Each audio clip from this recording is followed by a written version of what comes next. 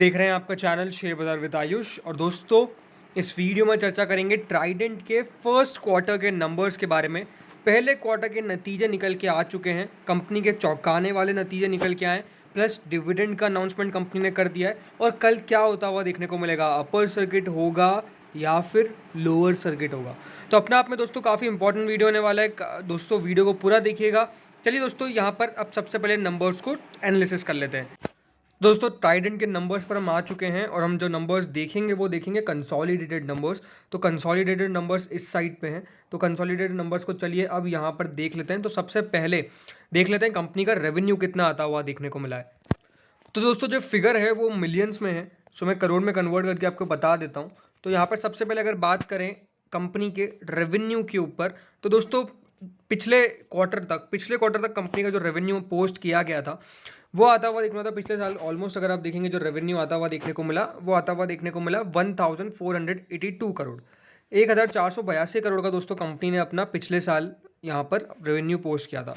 जो इस साल बढ़ के आता हुआ देखने को मिला है 1679 करोड़ पे, 1679 करोड़ पे आता हुआ देखने को मिला है। यानी अगर आप देखेंगे तो डेफिनेटली इस बार का जो रेवेन्यू है वो आपको ऊपर जाता हुआ देखने को मिला है। लेकिन क्वार्टर ऑन क्वार्टर दोस्तों जो सिचुएशन है वो अलग होती हुई देखने को मिल गई है। 1869 करोड़ का दोस्तों जो रेवेन्यू था वो अब सिर्फ 1679 करोड़ का ही रह गया है। सो कह सकते हैं कि यहाँ कंपनी का डेफिनेटली वाई तो जो रेवेन्यू है उसके अंदर आपने बढ़त देख ली है, लेकिन क्वार्टर ऑन क्वार्टर का जो रेवेन्यू आता हुआ देखने को मिला है वहाँ पे इस बार एक डिक्लाइन आता हुआ देखने को मिला है। जो क्वार्टर क्वार्टर रेवेन्यू है वो गिरता हुआ देखने को मिला है, ये साफ साफ अब नज़र आ रहा है। अब बात करते हैं यहाँ पे कंपनी के टोटल इनकम के ऊपर। तो दोस्तों, जो टोटल इनकम कंपनी की पिछले साल तक थी वो थी करीबन 1485 करोड़, 1485 करोड़ दोस्तों कंपनी की यहाँ पर पिछले साल तक टोटल इनकम थी, जो इस बार बढ़ के 1684 करोड़ पे आती हुई देखने को मिली है। यहीं अगर क्वार्टर ऑन क्वार्टर बात करें तो 1875 करोड़ से कम होकर कंपनी की जो यहाँ पर इनकम है वो 1684 करोड़ रह गई है। तो डेफिनेटली फ्रेंड्स, कंपनी के नंबर्स में एक चीज़ साफ साफ देखने को मिल रही है कि कंपनी के जो नंबर्स है वो वाई तो बहुत स्ट्रॉन्ग नज़र आ रहे हैं, बहुत तो नहीं बट हाँ स्ट्रॉन्ग नज़र आ रहे हैं। लेकिन क्यू ऑन क्यू जो नंबर्स है वहाँ पर डेफिनेटली थोड़ी सी डिसअपॉइंटमेंट नज़र आती हुई देखने को मिल रही है। अब बात करते हैं दोस्तों कंपनी के एक्सपेंसेस के ऊपर, कितने खर्चा किया है कंपनी ने। तो देखिए, पिछले साल तक कंपनी का जो एक्सपेंस था वो था करीबन 1210 करोड़, यानी 1210 करोड़ के आसपास कंपनी का यहाँ पे आपको देखने को मिलेगा पिछले साल तक का एक्सपेंस था, जो इस बार कम होके माफ कीजिएगा बढ़ गया है। वो आधा हुआ देखने को मिला है 1512 करोड़ पे, 1512 करोड़ पे। और अगर आप पिछले क्वार्टर में देखेंगे तो 1632 करोड़ का था एक्सपेंस, जो कम होके 1512 करोड़ रह गया। सी एक्सपेंस बढ़ना घटना ज़्यादा मैटर नहीं करता है, लेकिन उसके बाद का जो फिगर निकल के आता है और वो जो फिगर होता है वो होता है प्रॉफिट बिफोर टैक्स का, पीबीटी का। पीबीटी की अगर बात करें तो दोस्तों कंपनी का पिछले साल तक पीबीटी था करीबन 274 करोड़ का, 274 करोड़ का मुनाफा था पिछले साल तक। ये प्रॉफिट बिफोर टैक्स बता रहा हूँ, नेट प्रॉफिट आफ्टर टैक्स आपको बाद में बताऊंगा। 274 करोड़ का यहाँ पे कंपनी का क्या था पीबीटी, अब कितना आ गया 172 करोड़। तो कंपनी का साल भर साल आपको देखने को मिलेगा प्रॉफिट के अंदर एक मेजर डिक्लाइन आता हुआ देखने को मिला है। 274 करोड़ से कम होकर कंपनी का प्रॉफिट आपको देखने को मिलेगा 172 करोड़ आ गया है। ये कौन सी बात कर रहा हूँ मैं, बात कर रहा हूँ पीबीटी की, प्रॉफिट बिफोर टैक्स की। अगर बात करें अब कंपनी के नंबर्स को quarter on quarter, 243 crore rupees का दोस्तों कंपनी ने पिछले क्वार्टर में यहाँ पे प्रॉफिट बिफोर टैक्स रिपोर्ट किया था, जो कम हो चुका है 172 करोड़। तो यहाँ पर नंबर्स क्या दिख रहे हैं कि दोनों साइड में क्यू ऑन क्यू भी गिरते हुए देखने को मिला है प्रॉफिट का फिगर, और वाई ओ वाई भी प्रॉफिट का फिगर गिरता हुआ देखने को मिला है। ये साफ साफ नजर आ रहा है। अब एक बार बात करते हैं net profit for the period के बारे में।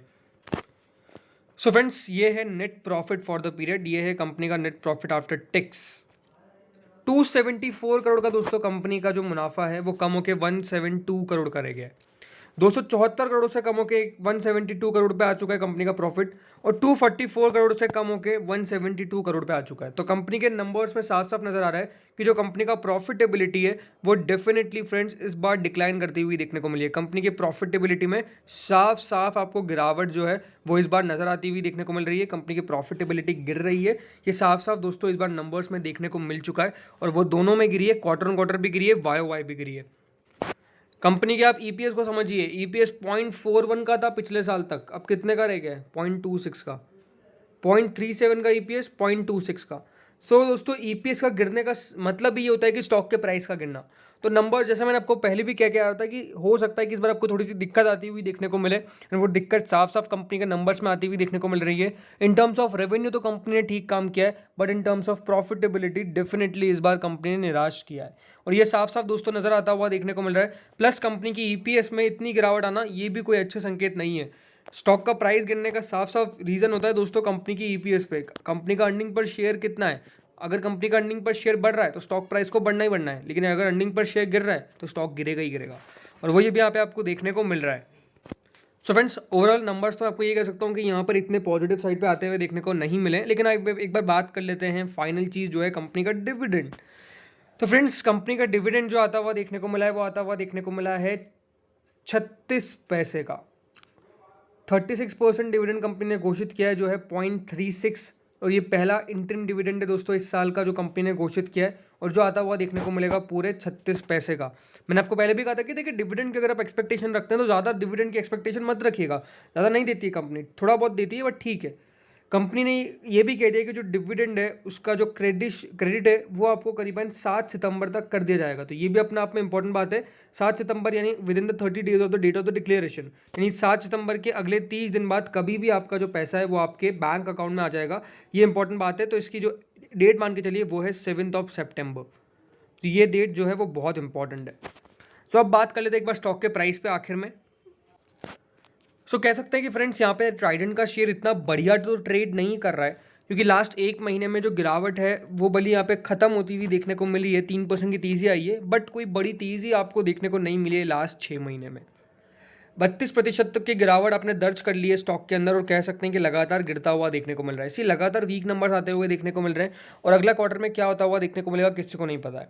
तो कह सकते हैं कि हाँ, ट्राइडेंट के अंदर कल अगर गिरावट बनती हुई देखने को मिले तो उसका रीज़न साफ साफ यही है कि कंपनी के नंबर्स थोड़े से डिसअपॉइंटमेंट वाले आते हुए देखने को मिले।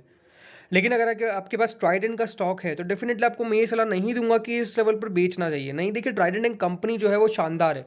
ओवरऑल रिटर्न्स के मामले में तो देखेंगे तो बहुत ही शानदार है। 7,880% के दमदार रिटर्न डिलीवर किए, लेकिन ये रिटर्न्स पाने के लिए इन्वेस्टर्स ने काफ़ी वेट किया। ऐसा नहीं है कि देखिए रिटर्न्स बहुत आसानी से मिल गए, स्टॉक कितना नीचे गया, लेकिन कंपनी का बिजनेस अगर आप देखेंगे जो ग्रोथ दिखाता हुआ देखने को मिला, उस पर स्टॉक का भी मेजर रिएक्शन आया। और अब फिर दोस्तों शेयर यहाँ पे गिरता हुआ देखने को मिल रहा है। तो यही कहूँगा कि डेफिनेटली इतना डिसअपॉइंटमेंट नहीं होना चाहिए। लॉन्ग टर्म का पर्सपेक्टिव अगर आपका है तो डेफिनेटली ये कंपनी बुरी नहीं है। ये पैसा कमा के देगी, पैसा बना के देगी, बट यही है कि हाँ, आने वाला क्वार्टर सुधरता हुआ देखने को मिले, बिकॉज स्ट्रेट क्वार्टर्स जो आते हुए देखने को मिल रहे हैं वो क्वार्टर जो परफॉर्मेंस आपको आता हुआ देखने को मिल रहा है वो काफ़ी वीक देखने को मिल रहा है। भले वो इन टर्म्स ऑफ रेवेन्यू बात करें, इन टर्म्स ऑफ प्रॉफिटेबिलिटी बात करें, वाई में जरूर रेवेन्यू बढ़ा लेकिन प्रॉफिटेबिलिटी गिरा। लेकिन जो क्वार्टर का परफॉर्मेंस निकल के आ रही है वो इतना इंकरेजिंग नहीं है कि हाँ स्टॉक बढ़ जाए। तो ये बात बहुत इंपॉर्टेंट है। ओवरऑल जैसे मैंने आपको कहा कि अगर आपको स्टॉक के अंदर खरीदारी करनी है तो वो लेवल्स निकल के आएंगे 35 के लगभग, उसके आसपास बाइंग कर सकते हैं। लेकिन यहाँ पे ज़रूर कल के सेशन में गिरावट आपको देखने को मिल सकती है।